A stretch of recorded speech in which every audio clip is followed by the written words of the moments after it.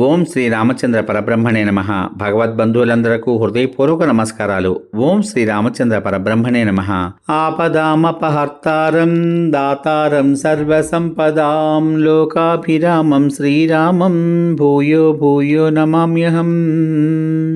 ఓం శ్రీ రామచంద్ర పరబ్రహ్మణే నమః. శ్రీ వాల్మీకి రామాయణం అయోధ్యాకాండము 117వ సర్గయందలి గల 1వ శ్లోకం నుంచి 28వ శ్లోకం వరకు గల అన్ని శ్లోకముల యొక్క వచన భావసారాన్ని రామాదులు అత్రిముని ఆశ్రమమునకు ఏగి ఆయనచే సత్కరింపబడుట, అనసూయ సీతను సత్కరించుట అనే కథగా వింటారు. ఆ మునులందరూ వెళ్ళిపోయిన పిమ్మట రాముడు బాగుగా ఆలోచించి అనేక కారణముల చేత అక్కడ నివసించకూడదు అని నిశ్చయించుకున్నాడు. భరతుడు, తల్లులు, పౌరులు వచ్చి ఇక్కడనే నన్ను కలిశారు.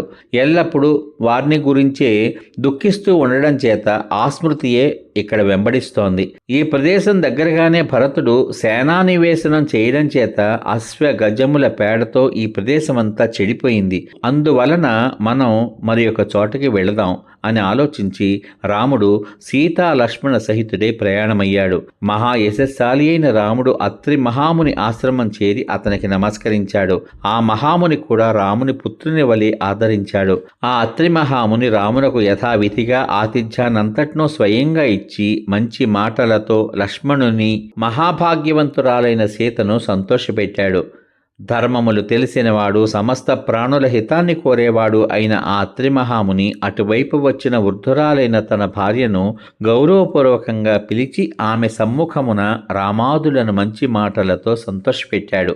ఆ అత్రిమహాముని మహాభాగ్యవంతురాలు, తపోధనురాలు, ధర్మాన్ని ఆచరించేది అయిన అనసూయతో ఈ సీతను స్వీకరింపుము అనగా గౌరవింపుము అని పలికాడు. ధర్మచారిణి అయిన ఆ అనసూయను గూర్చి రామునకు ఈ విధంగా చెప్పాడు. ఓ రామా, ఈ అనసూయాదేవి 10 సంవత్సరాలు నిరంతరం అనావృష్టి వచ్చి లోకమంతా కూడా కాలిపోతున్నప్పుడు మూలములను ఫలములను సృష్టించి గంగానదిని ప్రవహింపచేసింది. అత్యుగ్రమైన తపస్సు గల ఆమె అనేక నియమములను పాటించింది. 10,000 సంవత్సరాలు గొప్ప తపస్సు చేసింది. ఎన్నో వ్రతాలు పూర్తి చేసింది. దేవతలకు సహాయం చేయడానికై ఉద్యుక్తురాలై అనేక విఘ్నములను తొలగించి 10 దివసములు ఒకే రాత్రిగా అగేటట్లు చేసింది. ఈమె నీకు తల్లి వంటిది.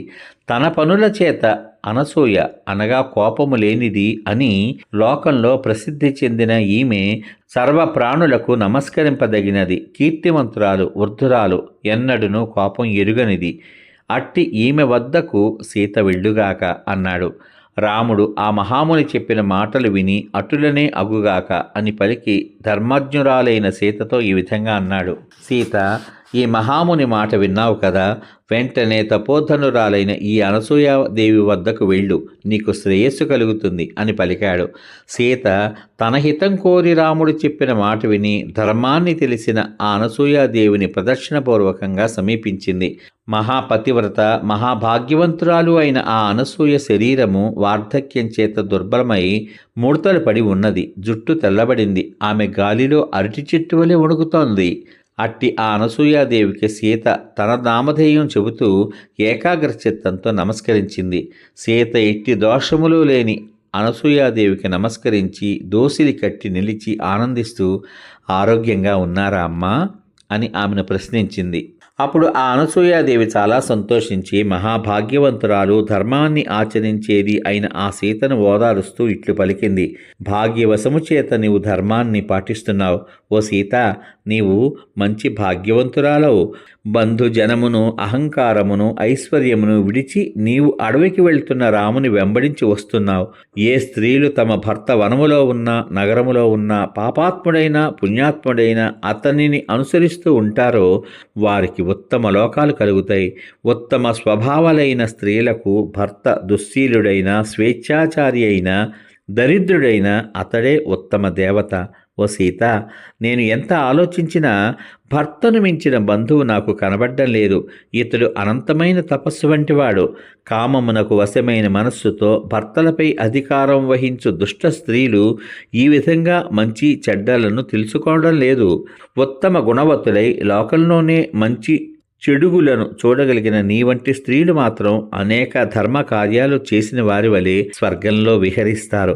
అందుచేత నీవు భర్తనే అనుసరిస్తూ పతివ్రతల ఆచారాన్ని పాలిస్తూ నీ భర్తకు సహధర్మచారిణిగా ఉండు.